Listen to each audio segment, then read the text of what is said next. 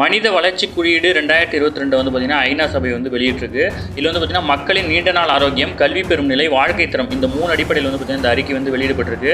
2022ஆம் ஆண்டு மனித வளர்ச்சி குறியீடு தரவரிசையில் வந்து பார்த்திங்கன்னா இந்தியா 193 நாடுகளில் 134வது இடத்தையும், பாலின சமத்துவமின்மை தரவரிசையில் வந்து பார்த்திங்கன்னா 193 நாடுகளில் 108வது இடத்தையும் வந்து பெற்றிருக்கு. இதில் வந்து பார்த்திங்கன்னா சராசரி ஆயுட்காலமாக 67.2 ஆண்டுகளிலிருந்து 67.7 ஆண்டுகளாக வந்து நிர்ணயிக்கப்பட்டிருக்கு. இந்தியா வந்து 0.644 புள்ளி தரவரிசையில் வந்து பார்த்திங்கன்னா மனித வளர்ச்சி குறியீடில் நடுநிலைத்தன்மை பிரிவில் வந்து இடம்பெற்றிருக்கு. ஓகேங்களா, இந்தியா வந்து பார்த்திங்கன்னா பாலின சமத்துவமின்மையில் வந்து பார்த்திங்கன்னா 14 இடங்கள் வந்து முன்னேறி இருக்குது.